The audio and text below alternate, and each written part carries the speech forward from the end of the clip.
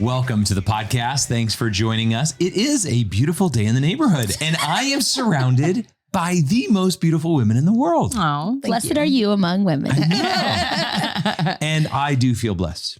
And I hope you're feeling good today. I hope it's started all right with you today. Yeah. And we're starting our fall season of travel for the Messy Family Project and events. This is crazy. I know, it's awesome. I really feel like it's a treat when we get to go and travel out. Absolutely. And visit with people. Yeah. And we were in Georgia. We've had so much like just exciting stuff that we've been able to do. We were in Indiana, I think. And you know, one of the reasons why it is so fun to do these Messy Family University courses is because we redid the workbook. Yeah. And a we whole kind of new like, update. and we tweaked all of our talks and we everything. take all the feedback people give us and we actually incorporate it. And so it's so fun to do something like fresh and new, you know? So, but I also have one of the events that I am so excited about, and I want everybody to go to our website and check it out, is that the Archdiocese of Dubuque in Iowa right, is doing a parenting conference, which I think is genius. And I want to do a parenting conference, Messy Family parenting conference, but we'll put that aside. But they beat me to it. Yeah, it's great. They're doing a parenting conference. We are a keynote speaker. They have breakout sessions. They have other great speakers joining us, friends. And Jonathan and Amanda Texera, they from Walletwin, who we've had on several times. We love them. They are going to be with us. And actually, you know what?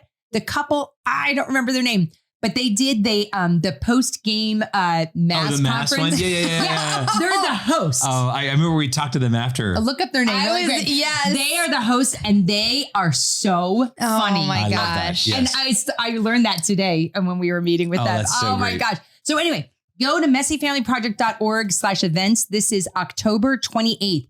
And if you can't go to Iowa, no problem, because they are streaming the whole thing. And they already had both listeners and some parishes that wanted to join it live, right? Oh, that's so cool. So your parish could stream it live. So there's actually one of our listeners arranged with their parish to stream it live and then have like a whole group of people. So it's basically like a really cheap parenting conference. No, it's perfect. Like if you wanted to do that.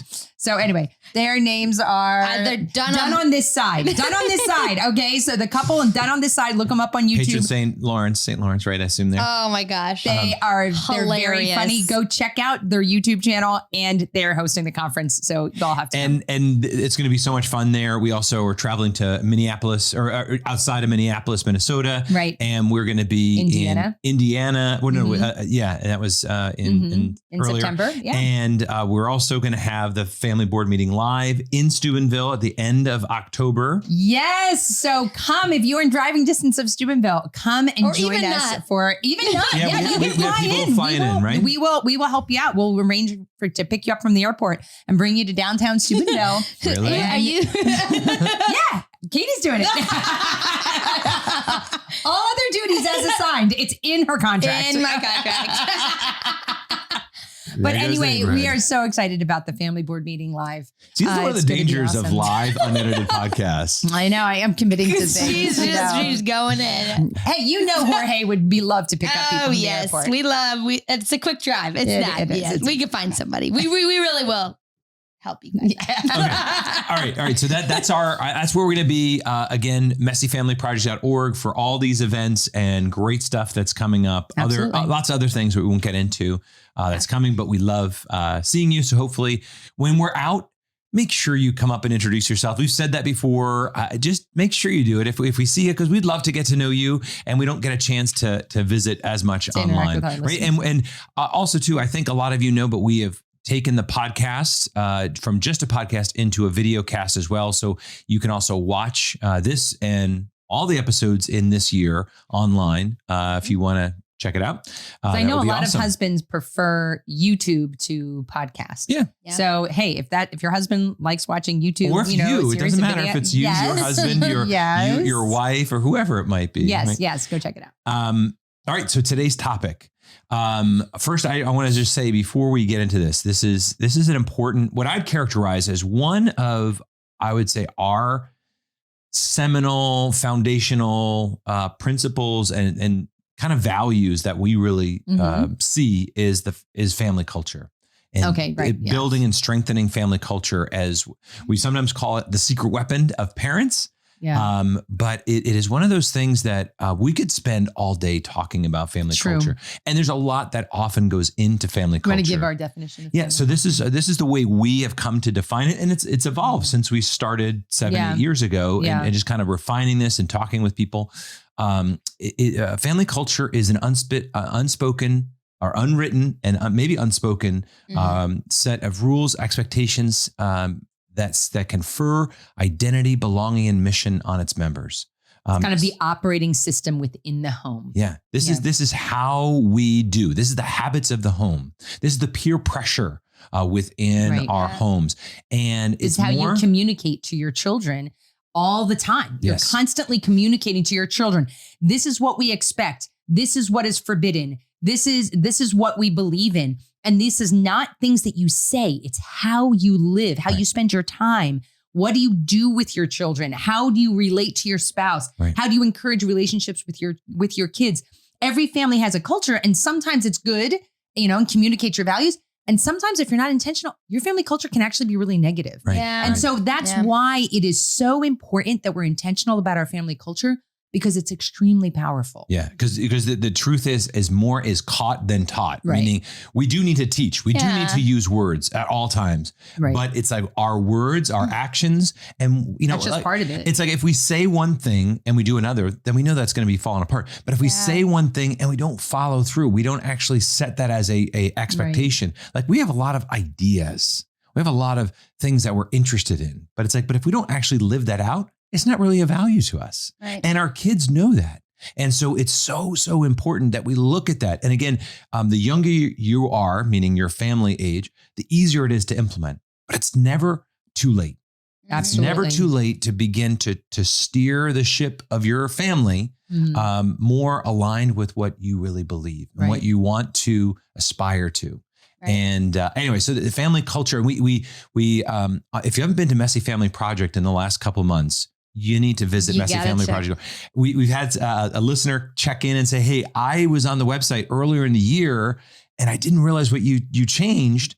And they said I could get lost in the rabbit hole of all these great ideas and conversations. And it's a whole new way of organizing it. But the reason I say that is one of the 4 kind of pillars of way we've categorized information is family culture. And we created a 3-minute primer on family culture, a little video for you. So if we want to go check that out, but there's also other resources on family culture available to you. So what we want to dive into today is family culture, but to really try to think about how do we implement this? What does it look like in the real world situation? So we're taking some questions. Listener questions about family culture. We didn't say, but Katie is here, right? And if I know the podcast listeners were like, you know what? I don't know. What is she that? She kind of sounds like Alicia, but she's not Alicia.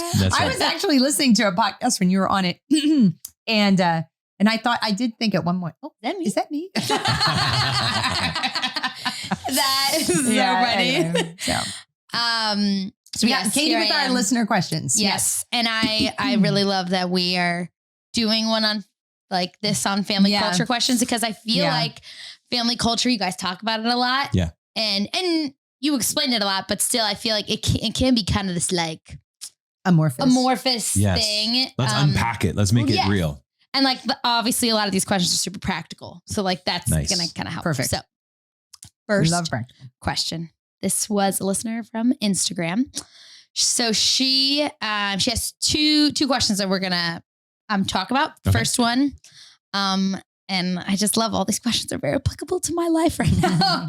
But she asked, what should I do? How should I deal with siblings who are always fighting? A 4-year-old, 3-year-old, and a baby. The 4 and 3-year-old are always fighting over toys, always want what the other has.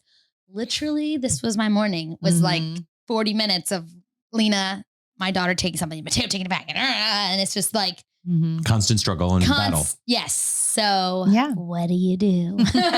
Just turn the kids in. Get new kids. I mean, it's return. But the problem is that if you turn in and get new kids, those kids will fight too. Because guess what?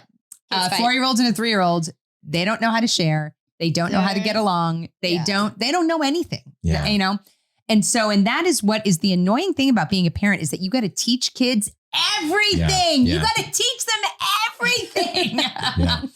But no, I'm just kidding. I mean, it's annoying, but it's also a great joy, and it's a great honor and a privilege to be able to form a person in virtue and form them really for life. So that's what you have to kind of see, that time of conflict when little kids are fighting. Is it's really not about you just getting peace or getting them to stop fighting. It's not, because if you really wanted them to stop fighting, you would just buy 2 of everything. Right. And you just give, I mean, there you go. Everybody has their own pens. Right. Exactly. They wouldn't touch each other. And, and sometimes there is the wisdom to divide and conquer, if you will, or but separate. My point is that that's not the lesson that needs to be, that is not your motivation. Your motivation is not just peace at any price. The reason that we don't do that is because what we want to do is we want to use that opportunity to teach our children to wait. Okay, so very important thing about kids under 6, as far as like the whole sharing toys things. Kids, they don't know how to share, okay? They don't know how really to take turns and that kind of thing. Yeah. What they can do though, is they can wait. So so one of our lines that we would always use is you would say that Lena, like for example, so Catalina is 1.5 years or almost 2, right? Yeah, almost 2. Heading on to 2. That she can ask for a toy that her brother has. Or actually we'll use the opposite because Mateo's older. Yeah, so Mateo can ask, 3-year-old, may I have, can I have that toy? And then Lena could say, when I'm done, you can have it. Or you say to Mateo, when she's done with that, you may have it. But they can wait. Yeah. All right. They can learn patience. And so if you have 2 kids who are fighting over a toy, they don't know the verbiage. They don't know the words to say that says, I want that. Because for kids, their toys are like an extension of themselves. They really are. They're things, because they're just learning about what is me and what is not me. You know, like the whole object permanence too. Like if it's not in my possession, is it really still there? Right. Is it really still there? Exactly. Seriously. Exactly. So that's such an important thing for them to learn, that, and for you to recognize as a parent that, first of all, this is a teaching moment, and just take a breath. Like your kid is not going to grow up to be a robber, and like stealing things from people just because he's grabbing things out of his sister's hands. It's okay. They don't know anything. Right. So just see it as a teaching moment, and then give them the words to say. And so, like I said, if, somebody may I have that toy, that they can eat, even if they can barely talk, you can still, and then maybe they just go, whatever. Right. But that's how they learn, right? But you're modeling for them. You're giving them the words, or even if they don't have the words, that they and you know what? Gifted. Sometimes I would say to, like, if Mateo was here, for example, I would say to Mateo, can Catalina have that toy?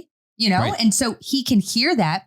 And then they're always allowed to say. For the mute. Yeah, exactly. I think it's one of the works of mercy. So they could give it to them right away, or they can say, when I'm done, you may have it. And then I would say to the child who's waiting, say, okay, let's go find something else. When he's done with it, then it will be your turn. Yeah. And it does take a long time for them to learn that, but it's okay. Right. Like that's just, and it's not, there's no silver bullet. Somebody says, oh, I taught my kids these terms, and then all of a sudden they stop fighting. I'm sorry, they're lying to you. When I hear those stories, like I'm just like from like some product or some book or whatever. I'm like, they're trying there's to sell no way that they're really trying to sell you something. Yeah, they are trying to sell you something. But I would just say, just keep going, right? Because they will eventually get the verbiage. Like a muscle. And it is exactly. It's a muscle that they have to kind of learn how to use, and just don't get discouraged. And you already said this, but just to kind of remind people, it's okay that they're fighting. But what is, you're talking about, kind of managing that situation. There's also just having a longer view of where this is at. Our goal is that our kids are in right relationships. Sometimes we take one situation and we blow it up and we make it, like, oh my gosh, this is going to be the way it is forever. Right. No, because you're not going to accept that. Like sometimes we can get beaten down thinking we can't change the situation. There are strategies you can, employ, which you just talked about. But then there's also the simple perspective that we want our kids to have fun together too. Right. And so also engineering an environment where it sets them up to play together. And sometimes that means play in parallel. So they're not interacting, right? Well, if you've got a lot of little kids and they're constantly at each other for it, There's okay to separate. Right, they don't have to always be, maybe they're playing in the same room doing different things because there is some wisdom to, okay, if you only have one toy and you have 2 or 3 kids, that may be a problem, right? That's an environmental How about challenge. Ignoring? Yeah.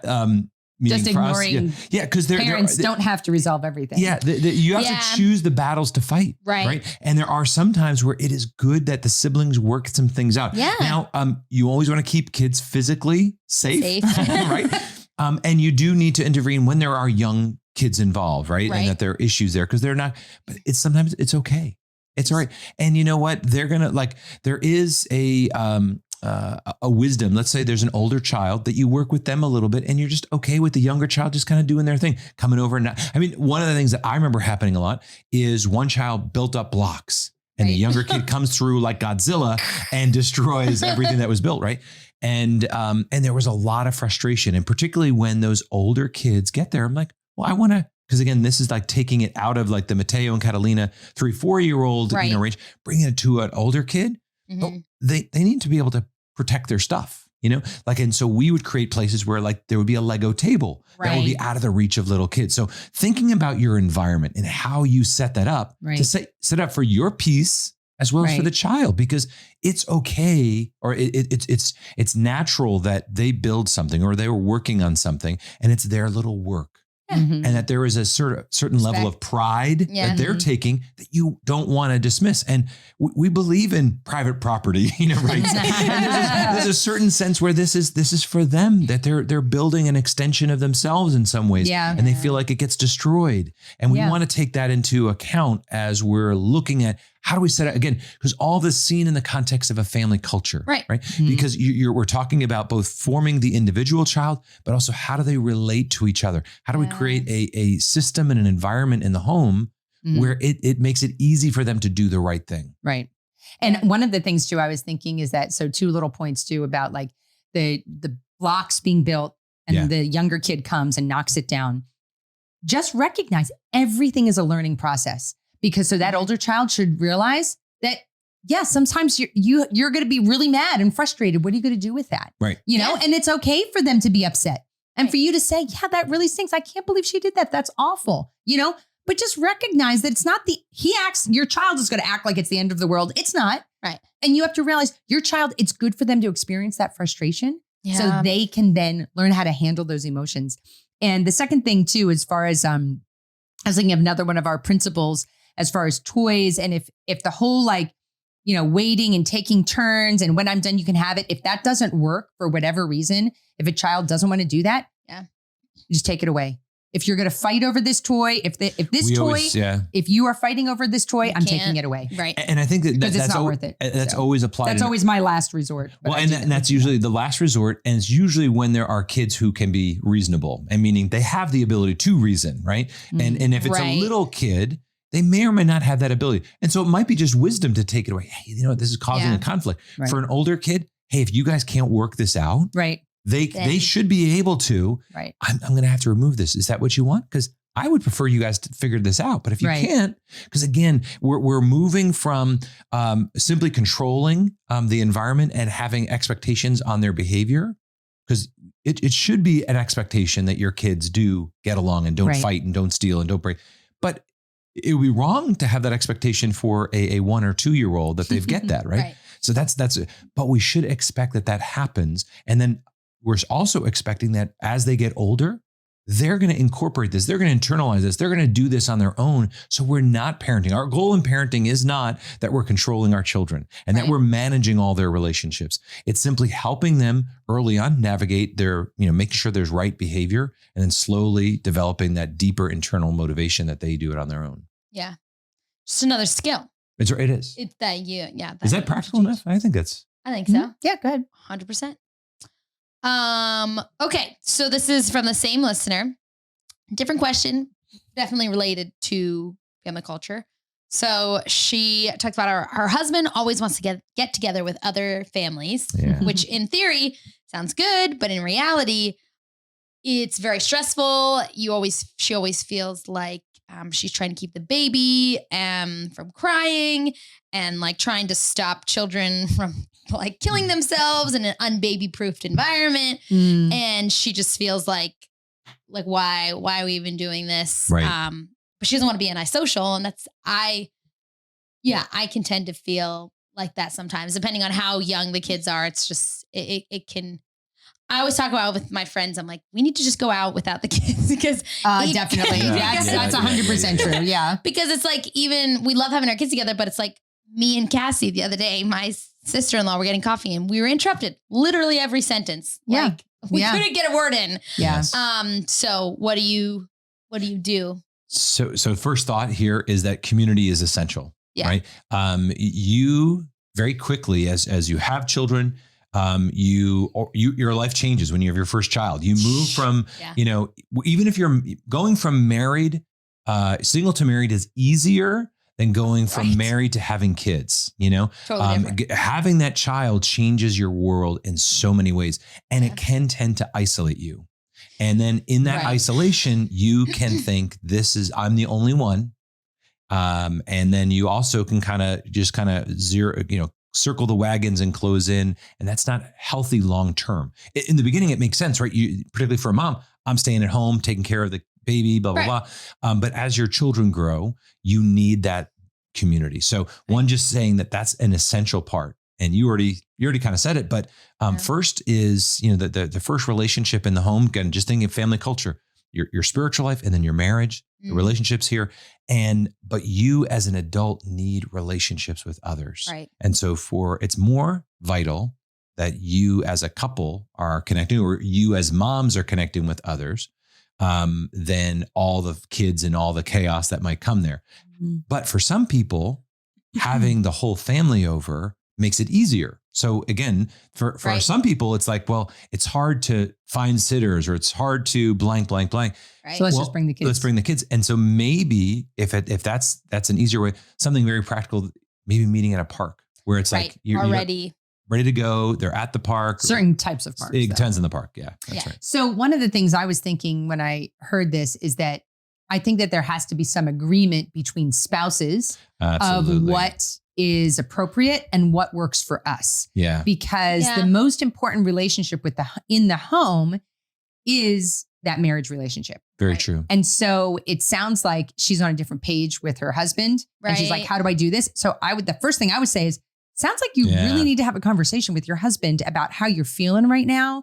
And maybe it's more of an understanding of managing when we go out. So if you have like 3 kids under 4 and you wind up getting together with other families and your husband is drinking beer with the guys behind the garage and you're with 4 little kids, I would be this is not very fun. I don't want to do this anymore. I would 100% understand. Right. But maybe that's just a conversation that you have to have. Maybe the moms are having the beer behind. Maybe the moms are drinking the beer behind the garage. You never know. That's very true. But anyway, I think having that conversation with your spouse about, hey, when we go out, it really makes me feel abandoned when you just leave. So could you take the baby and I would take these 2 kids? Right. Or when we are in this situation, this is because you are learning how to operate as a team. Right. Because this is new for you and your marriage too. Right. You know what I mean? Yeah. Don't assume your husband is seeing this and making choices. Right. He just may not see it. He may not be aware of that.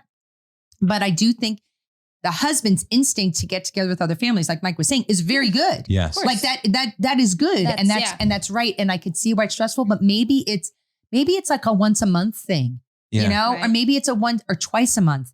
That's a conversation the 2 of you have to have, and also talk about how can we manage those events in a way that honors both spouses, and and something you said really sparked something in me that we often talk about this when we do the family board meeting. Couples taking time to really look at their deeper why, and your culture should really flow from your mission, your vision, your values. Yeah. And just who you are at the very core, just not individually, but also as a couple. And out of that flows your family culture. Out of that flows the habits of your home and the decisions you make. And maybe there's something deeper going on. Maybe it is a very practical, solution. Like, well, let's we manage our time this way, or we meet at a different place. But maybe it's better to step back for a second and say, why is this important? Maybe it's just like, I thought we were supposed to do this. Really? Right. Well, maybe we're not supposed to. Or is there some deeper desire? Like for us, hospitality is one of our core values. Right. And if we were on two different pages on that, or we were, but all we were seeing was the problems. Well, let's back up to the higher. For us, the Hernons, not for everybody else out there, but for us, that is one of those top core values that we have chosen. And therefore, if we're ever at an opposition, we try to say, how do we figure this out? Because then it changes our motivation. It changes our deeper purpose for why we're doing this.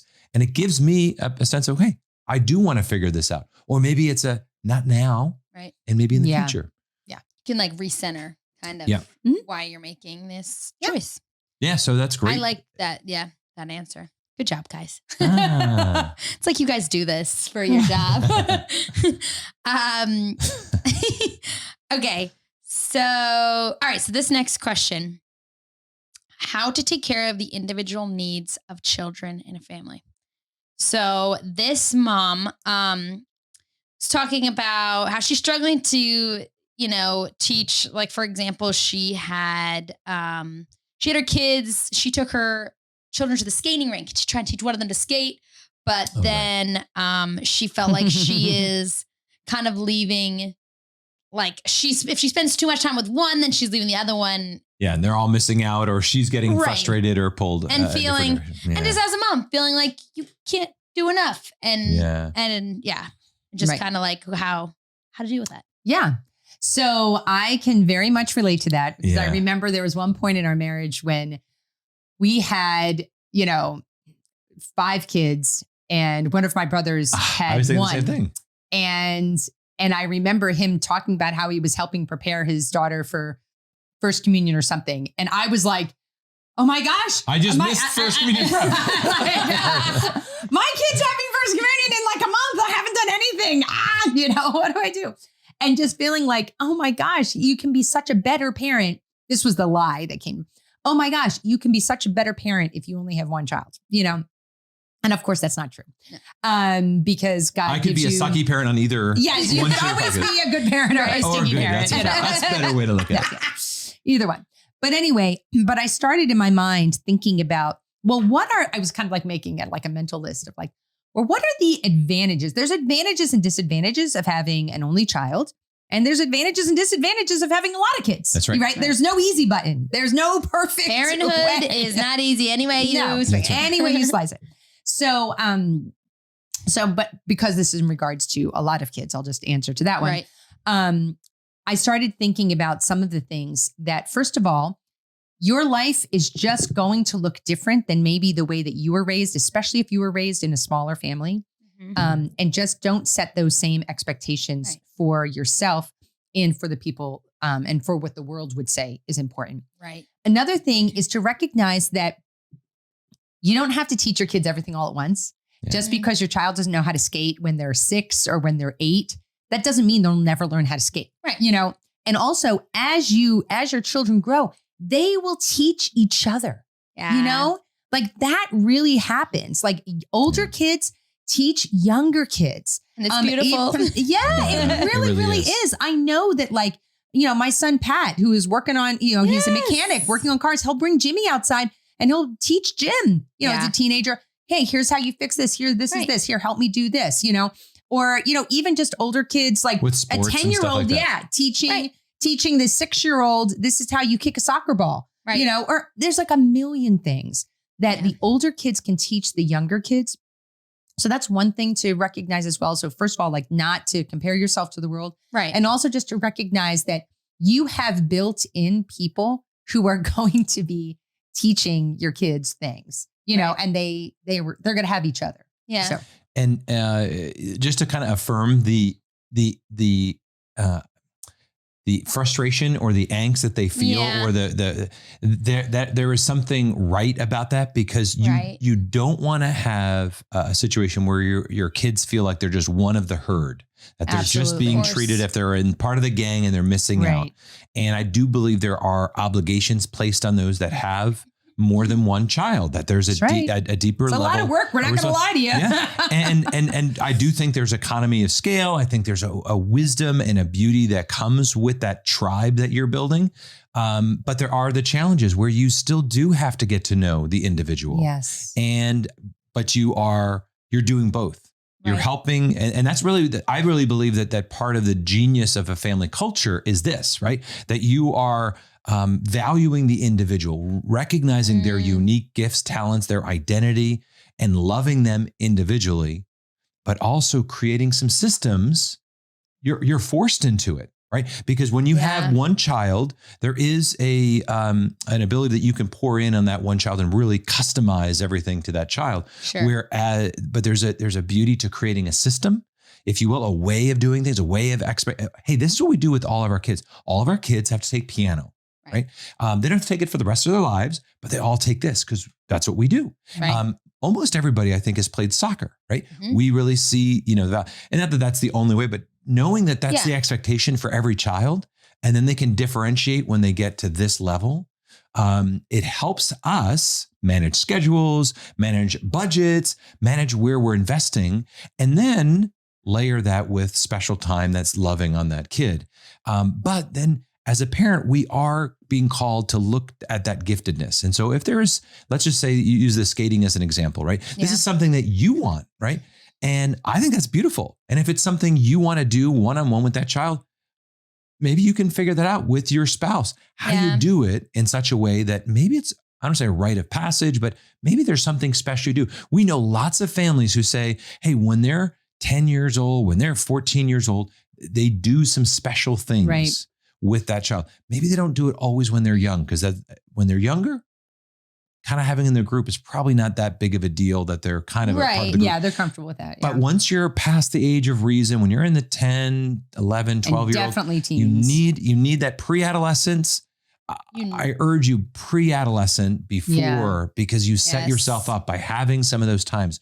So I don't know if she mentioned the age there, but it's not wrong to want that, but it may not be the right time. You know what? That's such a great point, is that I think that kids like under 7 or 8, it's really fine that they're part of the, it's really fine that they're kind of part of the herd. Yeah. It's totally fine. Yep. But it's like, but just make sure that you're ready that once, and I'm not saying that's ideal, but I'm just saying I wouldn't stress about it too much. But then as they get older, you really need to make sure that that child is seen and that they are known and that they feel known and that their gifts are being developed. And that's probably always true. Yeah, but that need becomes very heightened between the 9 to 12-year-old developmentally, where they're at, right? So so from a relationship standpoint between mom and dad and the child, for that child's giftedness and their growth, as well as beginning a slight separation from them from the herd, right? Mm-hmm. Right. Does that help? No, I think that makes sense. And it's also too, once that's so much social and so much just personality, there's so much developing, that if you have that relationship with your parents, that's like an anchor. It's going to kind of center you when you're launched into middle school and whatever. and I'll just reemphasize, there is something beautiful about having a passion that you have, a hobby, something to recapture that and pass that on to your kids. Because when you're passionate and love something, you're going to ignite a fire in your child, and they're going to just want to spend time with you too. So it's beautiful when it's right and when you can figure it out. Yeah. And I think I mentioned this offhandedly, but then this specific question, they're all under 7. So it is kind of like, it is still that age. So, okie dokie. Next question. All right. Okay. So this is a great family culture, practical question. Two-parter.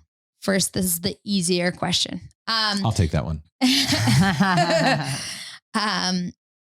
Is it okay to change the way we do birthdays as our family grows? Yes. We have said done. Move on. Sorry, go ahead. Finish your question. But just for context, say they have 7 children, 8 on the way. Congratulations. Or they might have had them by now. This is from a while ago. when there was the first few kids, have big birthdays, aunts and uncles comes in, whole day celebrating, lots of extended family.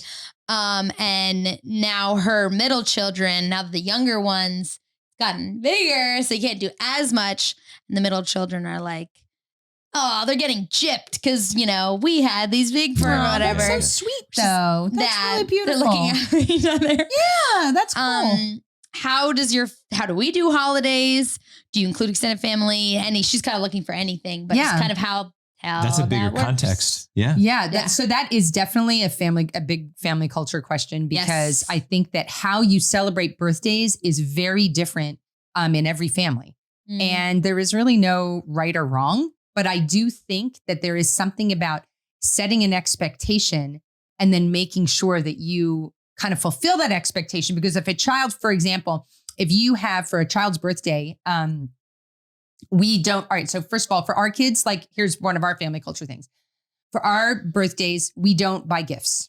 Like we just don't do birthday gifts. I don't know. I'm not a gift giver. And so like when you were 12, did you expect me to give you a gift?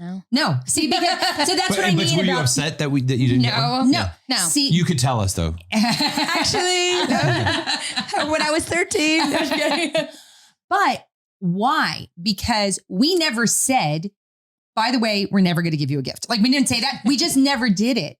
And so that expectation was more built is caught in. than taught. Yeah. So that expectation was built in that that's just not what we do. Right. Now, if we had given you a gift for every birthday and then we missed one, then it would be like, because there was that expectation was there. So what we do for that'd be a lot of money for all the kids. I know that's probably one of the reasons that we didn't do that. But one of the things that we do for people's birthdays is that we have a family dinner where the birthday person gets to have whatever they want. For dinner. It used to be like on their birthday, but our families just become so busy. We usually do it like on a weekend, like afterwards or whatever. So everyone can make it. So everybody can be there. And we still do that. We've always done that. The birthday person picks whatever they want. They have the cake. And then after the birthday, we honor them. And we had a whole podcast on honoring. You can go and listen to that. But that's, just basically telling that person how much you love them. So that is now an expectation in our family to do that. So I guess my answer to the question is kind of like a yes and no is that I would decide as a family or even as a couple, like you and your spouse, how are we going to celebrate birthdays? And then you kind of do need to keep it to that because you're setting expectations for your children and your middle ones are seeing that already. And that's really valid. But maybe it's not a huge, big to do. Maybe you still do a family dinner, but maybe you don't invite all the extended family. Maybe you just do it with your kids or you just invite grandma and grandpa or, whatever. You can scale it back. But because how that looks is going to be different. Like I'll give you an example. I used to always bake the birthday cake. I never bought a birthday cake in my life until about 5 years ago.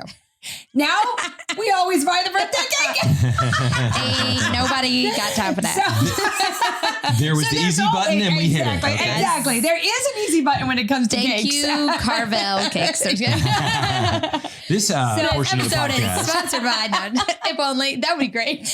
But it's true. And so that's what I mean is it's like, so there's still that cake, there's still the expectation, but how I do it is different. Well, and I'm just. Or I call Katie and I say, Katie, pick up the cake. Yeah. Or even better yet, Cassie, can you make the cake? Yeah. When Cassie makes the cake.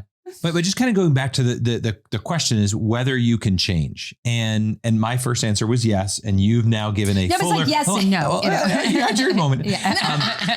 But I do think people can change. But just to kind of drill down or just summarize what you just said, family culture isn't what we said. It's really more what we did. Yeah, and so if you've been doing this for a long time and an abrupt departure, positive or negative, meaning if you're adding something or taking something away, it needs to be explained and it needs to be transitioned. And so I do stand by the answer that yes, you can. Yeah. Because there are going to be moments. Let's use it on the positive side. Hey, you've come into a more powerful connection with God.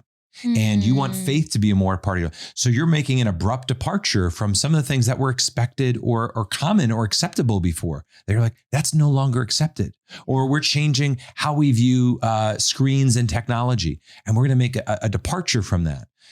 All of those are possible and good and maybe necessary, but the more they are entrenched in your culture the old way, the more you have to just be pastorally sensitive to make that move. When your kids are teenagers, that's the most challenging time. When they're in middle school age, well, that's the next most challenging. And then it's easier as the kids are younger, to be honest with you. If your kids are younger, it's very easy. So, but that doesn't mean you can't change, and doesn't mean you actually should change, because there might be things that just aren't good for you. But as you're making those changes, again, I'm going to just force you to look back and say, why were we doing this in the first place? Right. And check the motivation, check our why. Yeah. So that we can say with integrity as a mom and dad, this is not feasible long-term for us, or extended family has moved away, or, we have baby books for child 1 through 6. I don't know. And then it all fell off after that. I don't know what it was. No, I have baby books for 8 of our 10 children. How many of them were filled up? They were something in all 8 of them. Okay, all 8 of them. All right. So you got pretty far. We do have 10 children. Yes, I know. Hey, that's better than me. I have 2 and none. But you know what?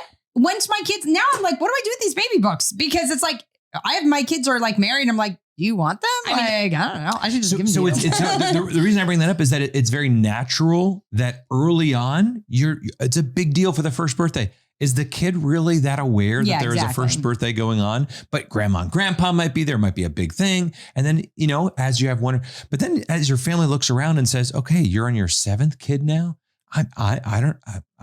You're difficult. Or but the thing about celebrating a child's first birthday is that maybe it's not even, if it's your 5th child, maybe it's not even for that 1-year-old. Maybe it's for the other kids. Right. You know what I mean? But the reason I say that is that we as parents change and grow, and our family grows, and that's okay. But you have to look and kind of sift what really is our value, so that we can kind of build a wall around the things that matter. And that's what really being intentional about your family culture. So if you look at your birthdays and say, actually, this really is communicating a deep sense of identity, kind of going back to the other question, that they are not one of the herd, that they are an individual and they are loved and they're special in that birthday. Right. That really highlights that for us. Great. Then build a wall around the things that matter most. Yeah. Does the cake matter? Well, maybe not. Maybe that there is a cake, but not that it's homemade. Yeah, but maybe in some houses, the cake is a big deal. Right. You know what I mean? It's like, I don't know. It's your family. And the more that we can be intentional about it, the better. And if it's all done with the light of, I actually want to incorporate more this value or that value, well, then you're doing it for a positive reason, as opposed to just simply saying, I'm tired, forget it. I'm being lazy and I don't want to do it anymore. Right. That's not what's going on here. Right. They're trying to manage the fact that they started something that with 1 or 2 or 3 seemed okay, but now maybe has become a little bit much.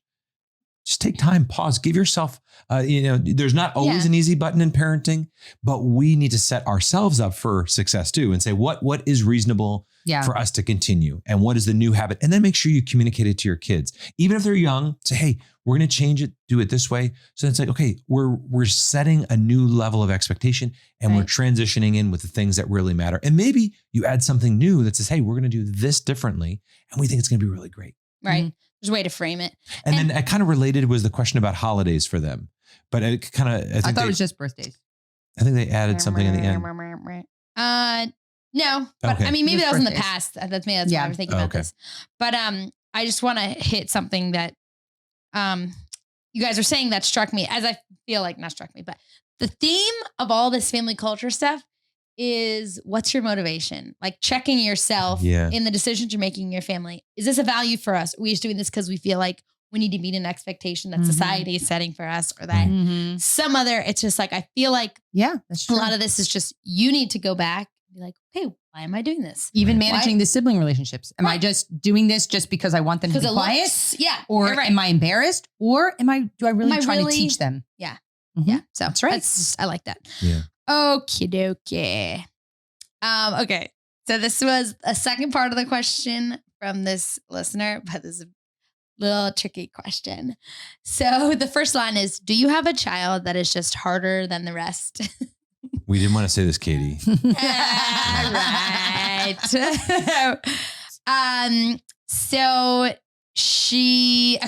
This mom, she has 7 children, 6 of them, super go with the flow, very cooperative. First time obedience isn't a problem. But then there is one very strong-willed, stands out, very, you mean like a normal child? Yeah, right. So you got 6 angels. 6 easy. Yes, okay. And then, so God gave her 6 mulligans. Right. And then this is the real one. And so, she's a boundary pusher. So how do you, what are some short-term and long-term things we can do to help her feel her feelings and voice her opinions, but also be a good example and set the tone for the household? Because I think she's one of the older, or she's the third. Yeah. Interesting. Yeah. So how do you that third child a lot of times is the one that wants to stand out because they're like, okay, middle. I see. Yeah. I see this is what they've done. I want to be different. I want to be different than my older siblings. Because there usually is a first child, second child, like they fit into oftentimes fit into psychology. That is a pretty interesting sibling order, right? Yeah, and that there is we're seeing this more and more.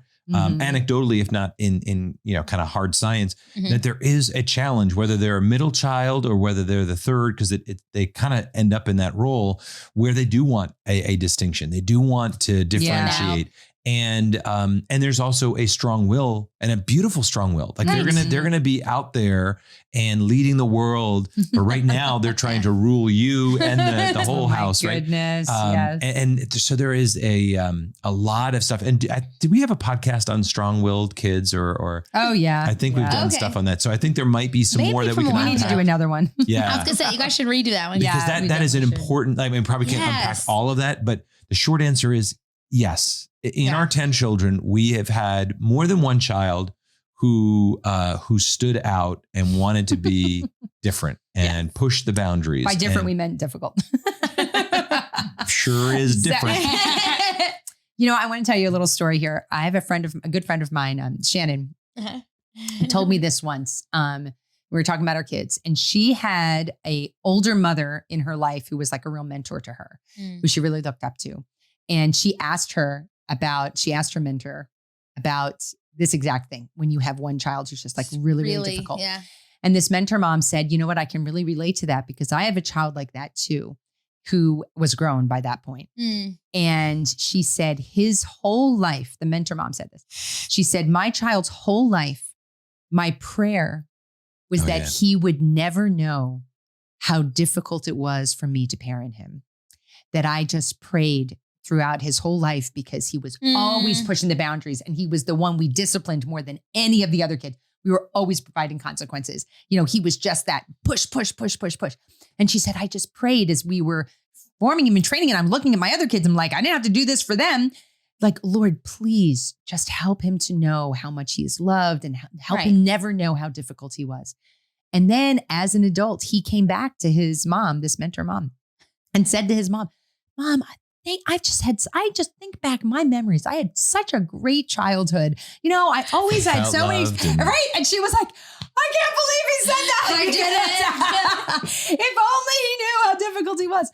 But I always think about that story and just that, that's a really good prayer to pray of like, Lord, just think about like Saint Therese, how loving the other nuns, the little flower, loving the other nuns in the convent, how, she, in her journals afterwards, when they read her journals, they were like, oh my gosh, she really struggled to love this person. Yeah. We thought that was her best friend.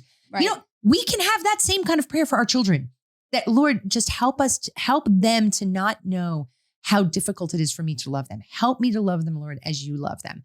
Because you know what? That child who is different and harder than all the rest, that child is teaching you how to love. Yeah. Guess what? It's easy to love the people who are like us. It's easy to love the people who don't cause you any problems. Right. Let's be honest with you. It's easy to love those people. Who is it hard to love? It's hard to love the people who push our buttons, the kids who push our buttons. Right. But that's the only way we can learn. Right. Yeah. That's the only way we can learn. And I was just listening to this interview that we did on Shalom World, plug for that, our parenting guide to parenting with Shalom World. And it was with an interview with Father Boniface, Father Boniface Hicks. And he said that holiness is the perfection of love. Holiness is the perfection of love. And what is it to love? We don't love in a vacuum. Right. We love actual real people. Right. That's what it means to love. Yeah. And so when we as parents are growing in holiness, we are to be growing in our ability to love our children. Right. And that's how you're going to grow in holiness. So first, that's what I would say to this mom is you're becoming holy, babe. You're doing it. And to summarize that, one of the truths that we have found, it's not your job to make your kids into saints. It's their job to make you into a saint, right? And because you can only control yourself, and our kids, and marriage and family life are naturally designed by God to make us into saints, to make us into the person we were meant to be, the person we are called to be, to shave off our rough edges, to bring out our challenges. The child who is the most difficult has been the children that have driven us to our knees. Has driven us together. Like, how do we do this? And your parenting isn't so much formed by what you do. It's how you're responding to the urgency of the situation or the needs of that child, recognizing, okay, what worked with these other 6 isn't working in this situation. And that's not only is that not okay, that's actually good and healthy. That means that you're never done. You're still learning. Good. You're human, right? Yeah. And we have to rely on your spouse more. I would drive you back not only to having a single heart for the fact that this is how you're going to be made into a saint, how you're being made holy and perfected, but that you as a couple have wisdom that together is better than what you might do on your own. For sure. And too many times, particularly moms think they have to figure everything out because they're often around the kids often, all the time. Yeah. Sitting down and kind of strategizing, what is going on? One, lamenting maybe and say, hey, we know we're not the worst parents because we got the other 6 looking pretty good here. They're okay. So it's not us, okay? No, but what can we do as a mom and dad together? What's the perspective what's the motherly intuition? What's the fatherly intuition? Let's sing, and what wisdom can we bring to this and say, okay, hey, maybe we need to do things differently. And what's the challenge of this situation that we're having to rise to? Because I believe moms and dads are the unspoken heroes of our world. Right? Oh, 100%. The small stuff that moms and dads do in the home that is lost, that is not seen, that is not put up on a pedestal, that is not extolled in front of the social media. It's those small things, those small efforts, those movements of the heart that show your child real love. When they're difficult, because that's the first thing that when you have a difficult child, you already said this, but just to reaffirm, the first heroic decision is to show them love that they can receive, love that speaks in their language, not your language, not the language that spoke to all the 6 other kids, the language that speaks to that one child. That is the first heroic action that you make as a mom and dad. Yeah. How do we love this child? Mm-hmm. Right. Because and discipline is an act of love. Yeah. And I've actually brought to spiritual direction to the difficulty of loving children, certain children. And one of the things that my spiritual director had said to me is, first of all, that reaffirming that God gave me this child and that I am the best parent for this child. Yeah. And I want every parent out there who has a difficult child to know God gave you this child. You are the best parent. There is no one on earth who would be a better parent than you for this child. Right. And so just really go forward with that confidence. Yeah. And the confidence is in each other, not in any wisdom. There's great wisdom you can take, but it's the 2 of you together is the confidence where you have. And also just that kind of like knowing that this is a task that God has given you. And so therefore God is going to give you the grace to love this child, and that we really need to always look back on ourselves. Why? Not what is wrong with this kid. What is it in me that finds this person so hard to love? Yeah, that's right. Because that's the perfection of love, right? Is what is it in me? Do I love myself when I was this age? The characteristics I see in my child that I don't like, that trigger me, if you will, where are those characteristics in me? Do I love that about myself? And then, Lord, teach me to love myself. Lord, teach me to love my child. and never, ever forget that this is a supernatural thing, you know, and that we are called to something, like you're saying, really heroic, and that God is absolutely faithful. Yeah. Right. And he's the one who gave you this kid. So he's going to get you through it. It's right. and never forget that as an adult, as a mature Christian, no one should be able to push our buttons. No child, no difficult moment. I have said many times, I've had children who really knew how to push my buttons. And the reality is that as an adult, as a mature person, there should be nobody who can push my buttons. I should have the freedom and the self-control dealing with my stuff. Yeah. And that's a lifelong process. No, none of us are perfect. That's why we're called the Messy Family Project. We want to be honest about, hey, you know what? If I'm reacting, because if they're difficult, there probably is because they're not listening, they're not complying, they're back talk. Okay, let's deal with ourselves first and then work on the kid.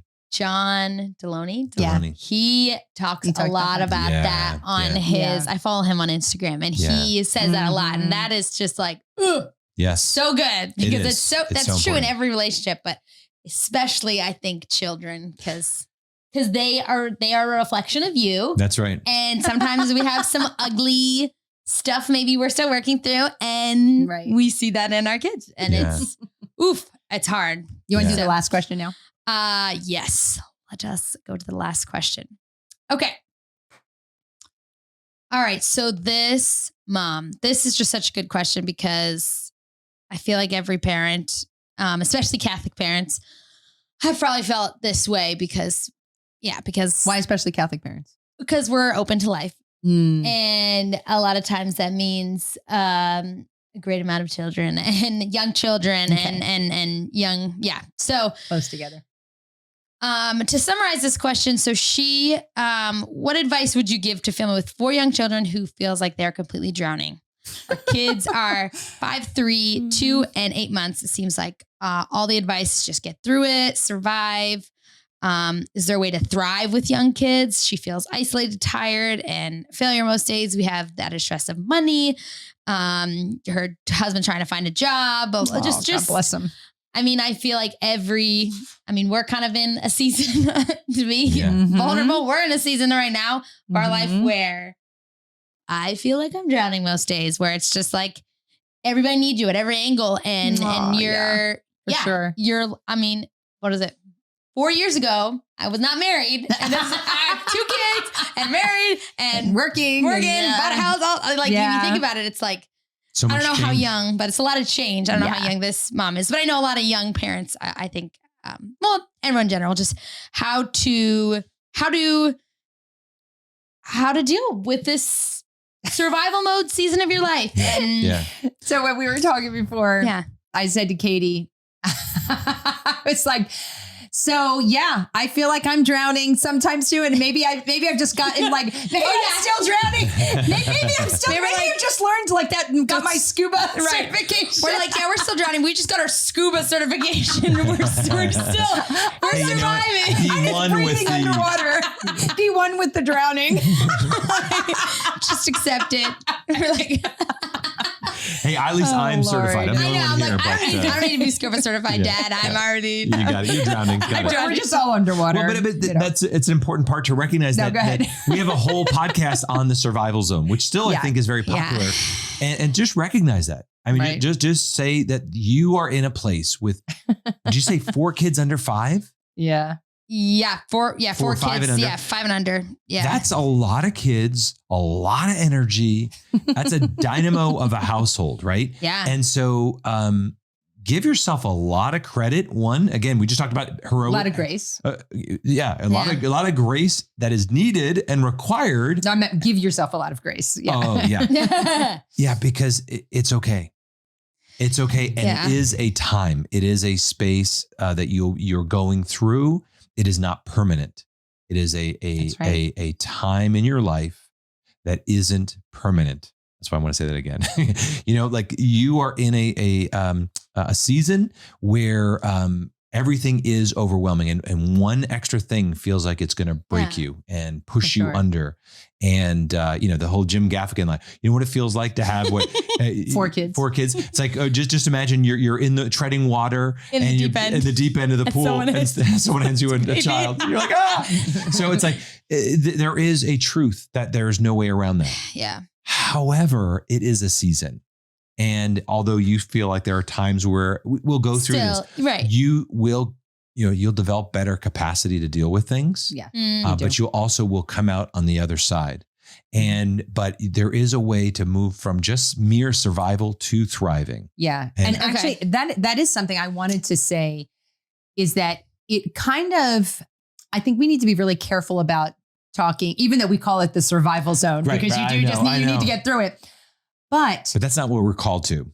Exactly. We are called to do more than just survive. Right. Because I feel like that is the message of the world, is just get through it. Exactly what you just said. Just get through it. No, don't just get through it. Say, Lord, what do you want to teach me right now? Yeah. Because Go ahead. Sorry. I was just thinking, just connecting this to the heroic moment, right? Or connecting this to the little hidden things that we do. Little things. There are, I remember, and I think it was in our Shalom world where Father Boniface talked about how the stuff that moms and dads do in our ordinary life is something that they, as religious, have to intentionally build into their lives. Yeah. We have, as they don't parents, have the natural sacrifices right, that we have. And again, we talked about this earlier, but the natural designed by God sacrifices of parenting are things that parents don't have to choose.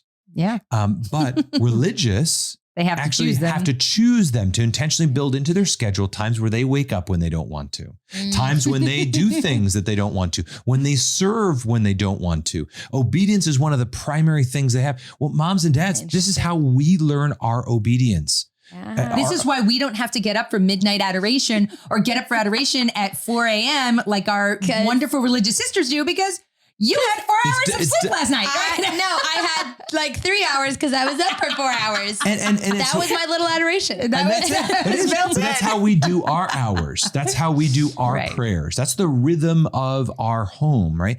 And that's beautiful. Natural. And there's a beauty to it. And so first is just take a sacramental view of your ordinary life. Yeah. In that, again, there's a beauty of being Catholic in that every Sunday we go to Mass, and Mass is worship.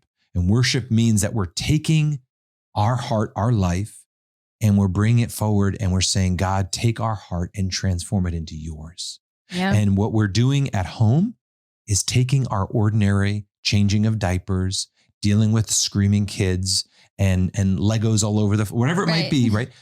We're taking that and we're offering it up and saying, God, I'm doing this out of love of my wife. I'm doing this out of love for my children. I'm doing this so as to offer all of this to you, because I know this is how you're going to shape me. Because you may have, for those listening, right, we may have paid for a degree, or maybe you've gone to professional development, or maybe you've done, all those things are to help you make you more intellectually, founded or more professionally prepared. Well, this is how you are being prepared to be a better parent, and which is to be a better person, because you can look at somebody who has a same age, one for 10 years had children, and one 10 years lived a full secular single life, right? They're one. Again, this is nothing wrong with single folks, but they are required to give themselves away. They have to seek it out. You have it naturally designed. They have that manufactured way, yeah. So we can either resent, regret, and kind of be repulsed by the sacrifices of family life, or we can look at it and say, this, even if I didn't fully appreciate it, this is what I signed up for. This is my boot camp. This is my going through buds for a Navy SEAL. This is my training and formation and professional development. This is how I'm being changed and transformed. Right. So if we put on those sacramental goggles to look at our life and say, okay, I see the world around me, and I want to elevate it and say, God designed this, and he is a good father.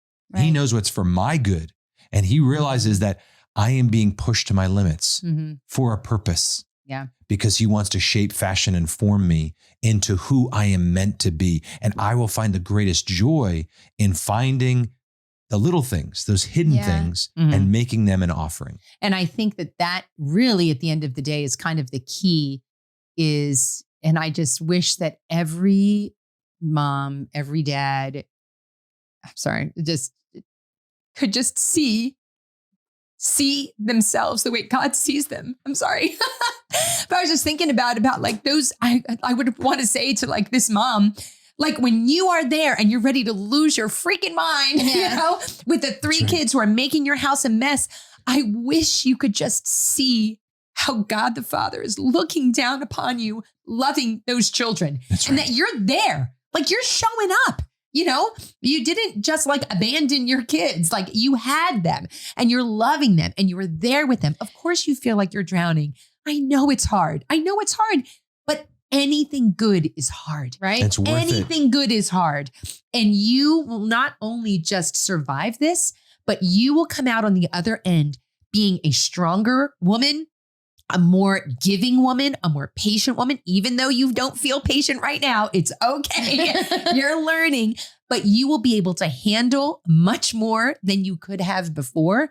And if you avail yourself of the grace of God and make sure you're always going back to those priorities of family culture, which is, let's review that. Let's review the spiritual life of your home.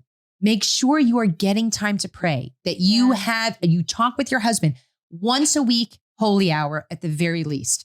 Every mom, I don't care how many kids you have, every mom can coordinate with her husband to let her get out of the house once a week to go and pray by herself. Very practical. Or even throughout the day, praying. If you can get 15 minutes of prayer, I would keep prayer books in my car when I was like waiting for kids somewhere. I would just like pray in the car. Okay. So make sure you have that spiritual life. Second, your spouse. Make sure that that your marriage is strong, that you're continuing to communicate. You're continuing to make your spouse a priority in the home. If you don't feel like you're a priority to your husband or to your wife, have that conversation. You have got to have your marriage as the foundation of your family. That is the most important relationship in the home, bar none. Then next, take responsibility for the formation of your children. Like really lean into that. Learn more about them. See what you are doing in the home, not just as surviving, but I am teaching my children every day. I'm teaching them. I know they're driving me crazy, but I'm teaching them how to get along. Like we were talking about earlier in this podcast. I'm teaching them how to share. I'm teaching them how to wait, all of those kinds of things. Right. And then it's developing their gifts. Are they at a place where they should be in school? Or are you teaching them at home? Are they learning how to read? Are they in different activities? How do you develop their giftedness? How to develop your own giftedness? Right. Are you really good at cooking, at making things, at drawing? How are you developing your own gifts? You're not just mom all the time. Right. Like you have to also develop different parts of your brain. Are you reading? Are you writing? Or all of those kinds of things? Yeah. And then last, it's how are you keeping your home? Right. And if keeping your home nice and neat is becoming more important than the relationships with your kids, that's out of whack. All of these things have to build on each other. And a lot of times what winds up happening in that survival zone, and this is kind of like, if you're really focusing on just prayer, marriage, and the kids, that means maybe this isn't the time to have kids in any activities. Maybe this isn't the time for you to write a book. Maybe this is a time when you just got to really simplify your household. Maybe you buy some easy meals. Maybe you eat at McDonald's once a week because those family operations and developing giftedness, it's all in order of priority. Yeah.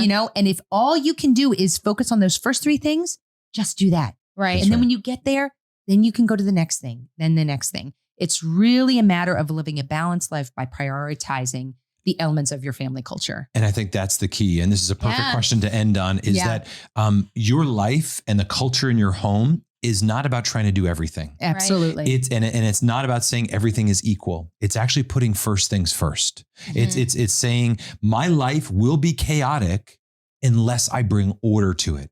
Yeah. And a family culture is saying, I want to do first things first. Mm-hmm. And just to kind of add another, not add a layer, but kind of take the first three elements of your family culture and say, these are identity forming areas of your family culture. The first is that you're first a son and daughter of God. Right. You need to be immersed in that identity. Yeah. You can't go further without that clarity on who you are, your identity.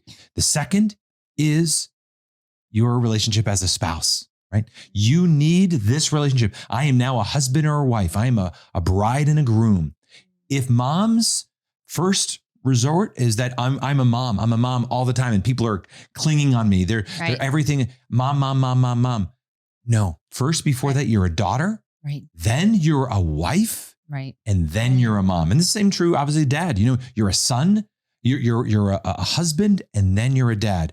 And you need to help affirm that in each other. And that's why we're together. Both the son and daughter needs to be affirmed both individually, but also as a spouse to say, it's more important that you're spending time with God right now than you're cleaning up after this mess. Absolutely. You know? And so if we get those first order of identity right, if we get first things first, and you're first understanding your role as a child of God, you yourself as a mom and a dad, get that first, then bride and groom, and then mom and dad. That's how you thrive.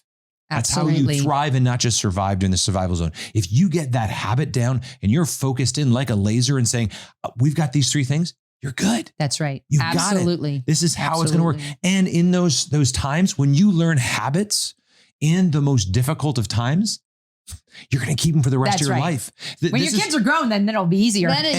Because, like right now, like daily prayer and marriage and our date nights, all those kinds of things, because they were a habit in those difficult times. Now that our youngest is 11, it's so much more ingrained, and we can kind of go to the next level and the next level. So if you want to supercharge your parenting, you want to supercharge your home, be more intentional about your family culture, right? Yeah. And the easiest way to do it, Alicia just went through the 5 areas, and we have a whole download on family culture. If you want to download that, we'll link to it. Yeah.